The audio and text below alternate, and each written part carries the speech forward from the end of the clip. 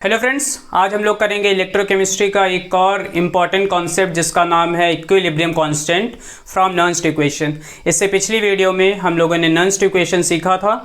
अगर आपने वो वीडियो नहीं देखा है तो आप जाकर उस वीडियो को देख लें। आज हम लोग उसी नर्न्स्ट इक्वेशन का यूज़ करके कैसे इक्विलिब्रियम कांस्टेंट फाइंड करना है वो सीखेंगे।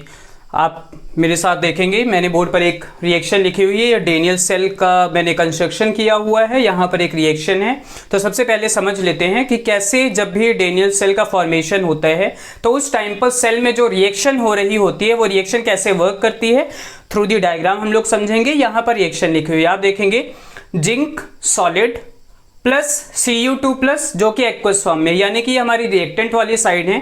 तो जिंक सॉलिड और Cu2 प्लस से जो प्रोडक्ट का फॉर्मेशन होता है वो क्या होता है, Zn2 प्लस और Cu सॉलिड का फॉर्मेशन हो जाता है। अगर मैं इस डायग्राम के थ्रू आपको समझाना चाहूँ तो यहाँ पर हमारे पास एक जिंक का इलेक्ट्रोड है जिसको डिप किया गया है सॉल्यूशन ऑफ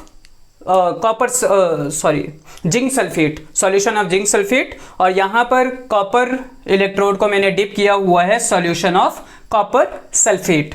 तो जब रिएक्शन स्टार्ट होती है, यानी जब ये रिएक्टेंट स्टार्ट होते हैं तो क्या होता है, ये जो जिंक की रॉड है, जिंक की रॉड से ये Zn थोड़ा सा कट के आप कह सकते हैं Zn से Zn2 प्लस का फॉर्मेशन होता है। यानी कि यहाँ से Zn2 प्लस में कन्वर्ट हो जाएंगे। जब ये Zn2 प्लस में कन्वर्ट हो जाएंगे तो ये जो इलेक्ट्रॉन्स होते हैं इस इलेक्ट्रोड से होते हुए इस वायर के थ्रू कॉपर के साइड में पहुंच जाते हैं, कॉपर इलेक्ट्रोड के साइड में पहुंच जाते हैं। कॉपर इलेक्ट्रोड के साइड में जब ये इलेक्ट्रॉन्स आएंगे तो कॉपर के जो से आते हुए इलेक्ट्रॉन्स इस इलेक्ट्रोड से होते हुए यहाँ से, क्योंकि इस सॉल्यूशन में ऑलरेडी Cu2 प्लस प्रेजेंट है, जैसे यहाँ पर Zn2 प्लस आ जाता है सॉल्यूशन में, उसी तरीके से यहाँ पर Cu2 प्लस ऑलरेडी प्रेजेंट है। अब ये Cu2 प्लस क्या करेंगे, यहाँ से इलेक्ट्रॉन को गेन करेंगे और इलेक्ट्रॉन को गेन करके क्या बना देंगे, Cu सॉलिड का फॉर्मेशन कर देंगे। तो आप इस रिएक्शन को एक बार फिर से समझ सकते हैं कि Zn प्लस Cu2 प्लस जो कि एक्वस फॉर्म में है, Zn से बन गया Zn2 प्लस और Cu2 प्लस से बन गया Cu सॉलिड। और ये रिएक्शन होती है कंटिन्यूसली डेनियल सेल में। अब ये रिएक्शन क्या होगा, एक टाइम के लिए रिएक्शन फॉरवर्ड डायरेक्शन में बढ़ती रहेगी, आगे फॉरवर्ड डायरेक्शन में बढ़ती रहेगी। उसी टाइम पर ये रिएक्शन बैकवर्ड डायरेक्शन में भी प्रोसीड करेगी। लेकिन जब ये रिएक्शन स्टार्ट होती है तो जो रेट होता है फॉरवर्ड डायरेक्शन का वो काफ़ी ज़्यादा होता है comparison to rate of backward reaction. तो जब ये रेट ऑफ फॉरवर्ड रिएक्शन होती है रेट ज़्यादा तेज होगा, बैकवर्ड रिएक्शन का रेट कम होगा। ऐसे टाइम पर हमारे सेल का एक पोटेंशियल जनरेट होता है और क्या होगा, धीरे धीरे इसका रेट कम होता जाएगा और धीरे धीरे जो बैकवर्ड रिएक्शन का रेट है वो बढ़ता जाएगा। और एक ऐसा टाइम आएगा जब rate of forward reaction equal हो जाएगा किसके, रेट ऑफ बैकवर्ड रिएक्शन की।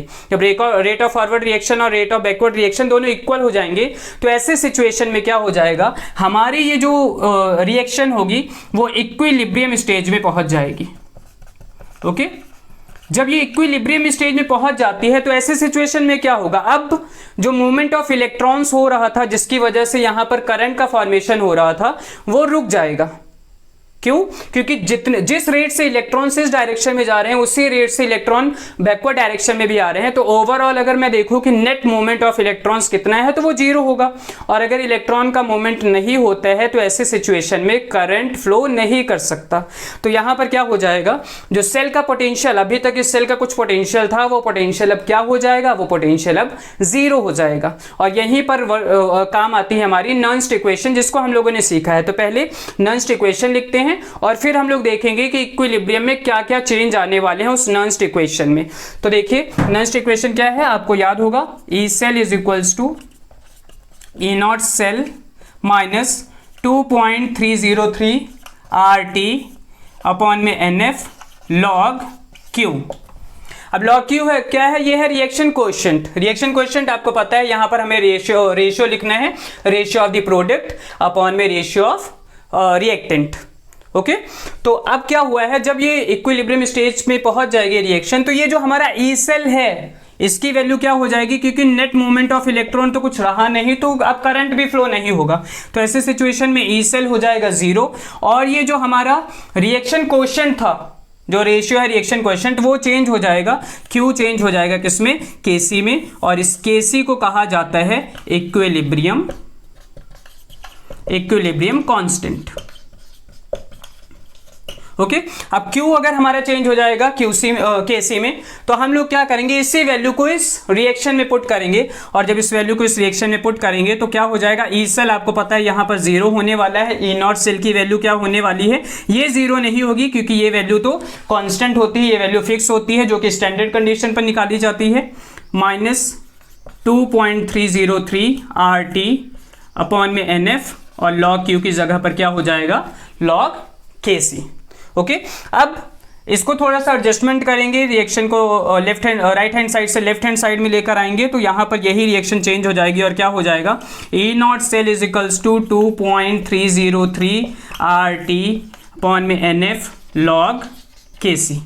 ओके तो ये एक हमारी जनरल रिएक्शन है जहां से हम लोग इन सभी की वैल्यू अगर इस इक्वेशन में पुट कर दी जाए तो हमें इक्विलिब्रियम कांस्टेंट की वैल्यू मिल जाएगी। अब मान लेते हैं कि हमारा टेम्परेचर जो है 298 केल्विन है, और अगर टेम्परेचर को 298 केल्विन रखते हैं तो यही जो इक्वेशन हो जाएगी वो चेंज हो जाएगी 2.303। आर गैस कांस्टेंट है, इसकी वैल्यू भी पुट करेंगे और टी की जगह पर 298 रखेंगे, एफ की जगह पर 96,500 रखेंगे जो कि फैराडेस कांस्टेंट है, तो यही रिएक्शन हो जाएगी चेंज होकर क्या हो जाएगा, E nought cell is equals to 0.0591 upon में n log Kc।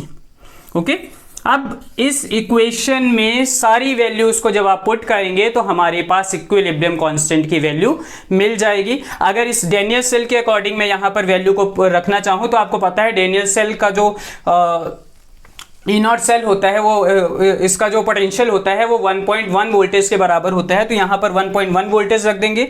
n की जगह पर क्योंकि 2 इलेक्ट्रॉन का ट्रांसफर हुआ है तो n की जगह पर 2 रखेंगे, इसके साथ जाकर मल्टीप्लाई करेंगे, इसको इस तरफ लाएंगे और वहां से हमें log Kc की वैल्यू मिल जाएगी। तो वो जनरल मैथमेटिक्स है वो आप कर लेंगे, लेकिन जनरली जो आपको इक्वेशन याद रखनी है इक्विलिब्रियम कांस्टेंट को फाइंड करने के लिए वो आप इस इक्वेशन को याद रखेंगे, और कैसा भी क्वेश्चन क्यों ना आ जाए अगर आप इस डेरिवेशन को याद रखते हैं तो इस क्वेश्चन को इजीली कर लेंगे।